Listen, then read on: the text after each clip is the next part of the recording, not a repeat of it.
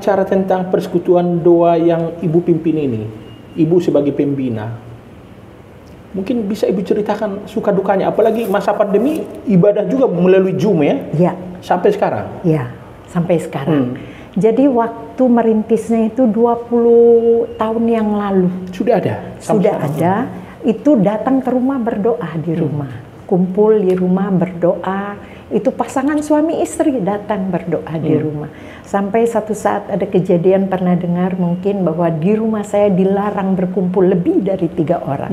Kami diserbu di situ karena saya tinggal di daerah Bekasi, dan akhirnya sempat terhenti. Doa itu sempat terhenti, tapi Tuhan begitu baik. Lewat kejadian itu ya dapat tempat ini, Kelapa Gading, Tuhan gantikan.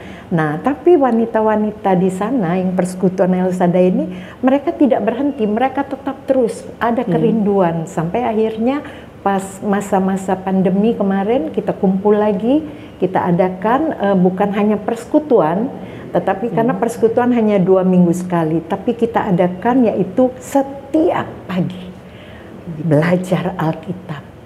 Dan saya berikan kesempatan wanita-wanita tersebut bagaimana mereka menyampaikan dalam waktu 15 menit renungan yang sudah saya bagikan.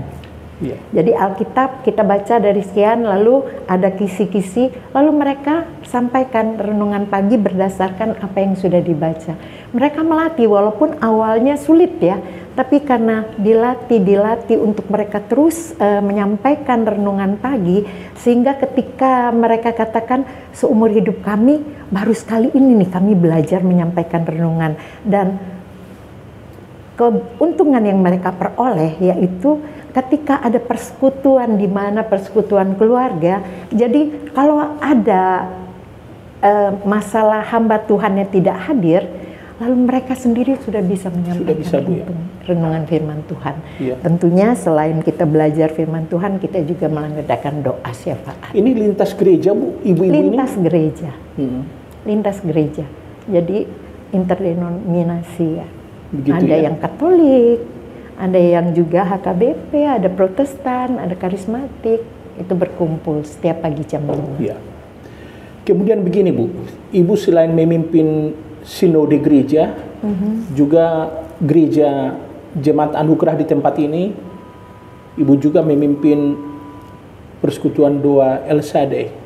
Juga kemarin itu kami dengar juga Ibu ikut dalam doa bagi bangsa sejak mulai pemilu akan diadakan bersama Pak Pendeta Dr. Ruyan Huta Soit, Bapak Cornelius Ronowijoyo, juga Bapak Saryanta Tarigan. Boleh tahu Bu, Ibu bisa cerita barangkali tentang doa bagi bangsa itu?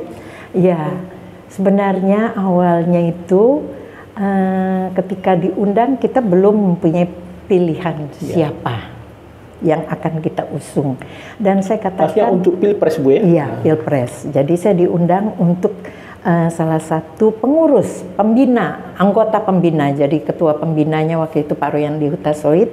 Saya sebagai anggota pembina diminta untuk berdoa mengenai pilpres ya.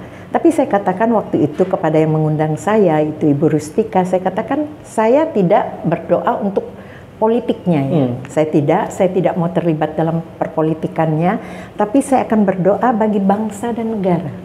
Nanti siapapun presidennya itu Tuhan yang menentukan. Jadi doanya diawali dengan perjanjian tidak mengusung. Tapi kami datang ke sana, saya diundang dan diminta sebagai anggota pembina.